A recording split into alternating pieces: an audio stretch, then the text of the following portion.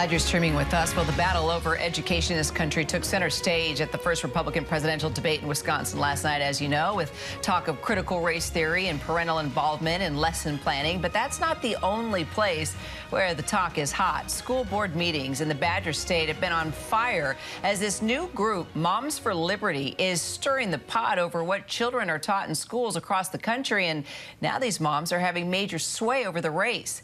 ABC News White House correspondent Mary Alice Parks has their story.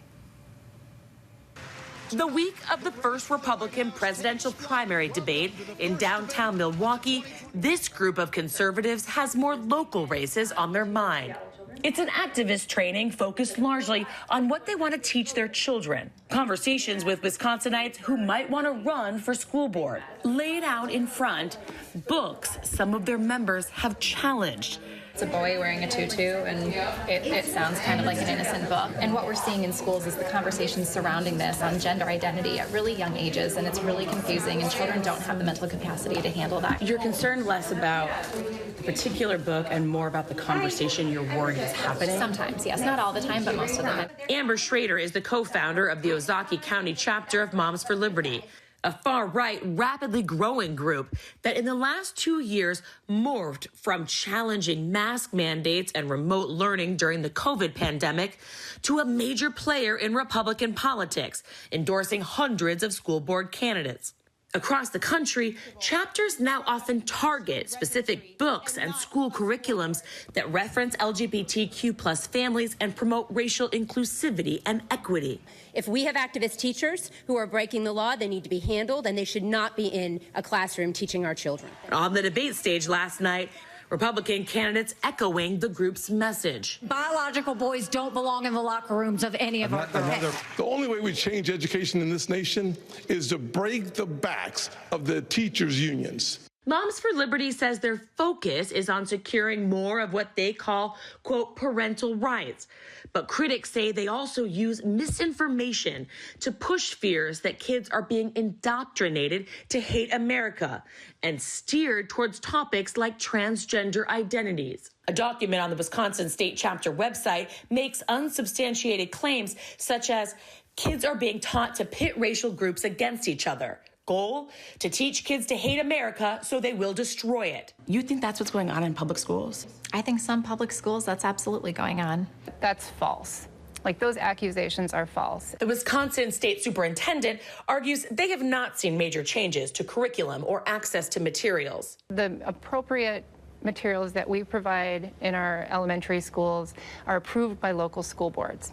Parents have access to that information all the time. Outside the conservative activist training, president of the Milwaukee Teachers Association, Amy Mizialko, is protesting.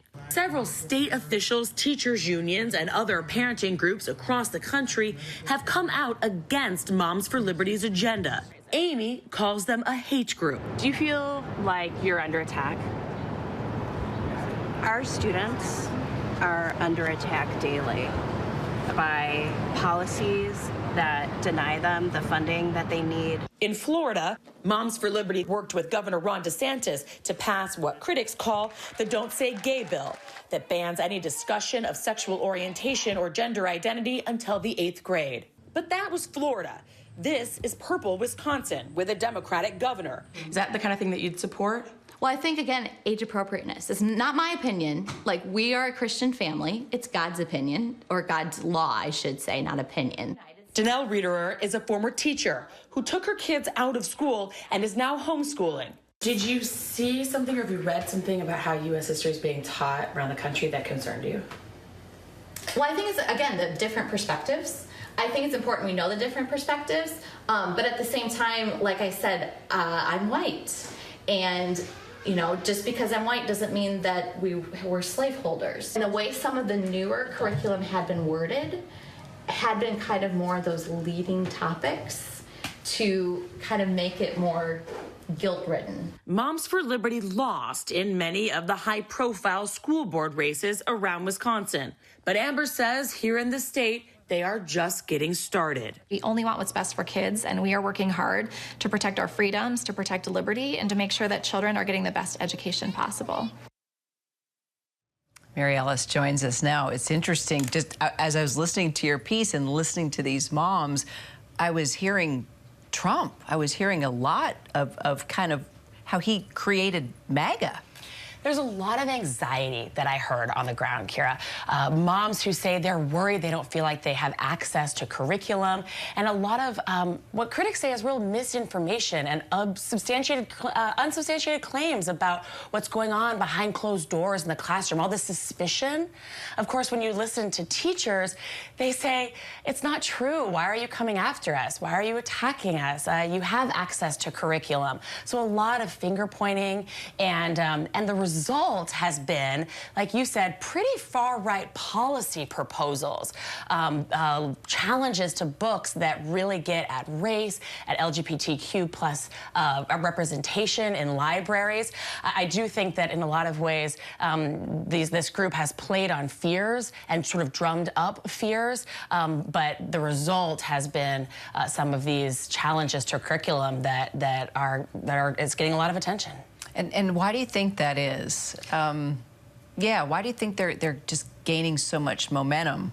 Well, I think it makes sense to kind of listen a little bit more to what they're telling me. I spent some, listening to that level of anxiety.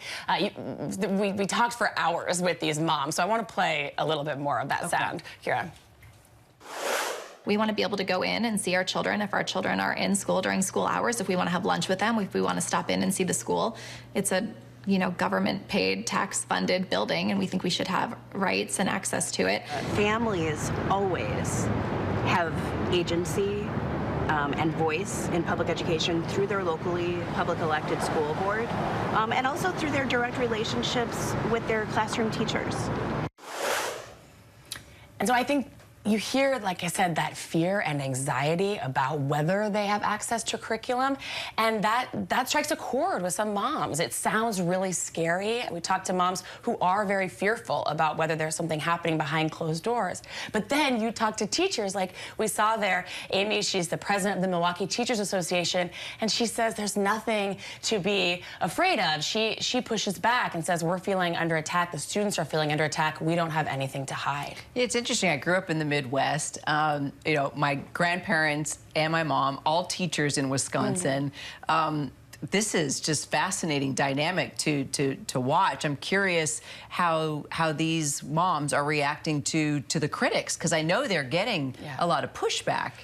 One thing that's happening across the country are these challenges to books, challenges to curriculum. I was surprised looking at some of the lists in my reporting. I saw that some chapters of Moms for Liberty have challenged some real classic books, like Toni Morrison's Beloved, Perks of Being a Wallflower, and really popular books, Mice and Men. When I asked the moms there in Wisconsin about that, they said that what they're often worried about is not the specific book, but that they, again, a lot of insinuation that they say they believe that teachers are teaching those books and then starting these deeper conversations. And I think a part of what we need to do here is really sort of break down the walls and break down the information and see what's just actually happening in classrooms. Well, it's a great discussion, especially as a mom and a journalist. You're a new mom, I mean, this is a great conversation to have. Thanks so much, Mary Alice. Hi, everyone. George Stephanopoulos here. Thanks for checking out the ABC News YouTube channel. If you'd like to get more videos, show highlights, and watch live event coverage, click on the right over here to subscribe to our channel. And don't forget to download the ABC News app for breaking news alerts. Thanks for watching.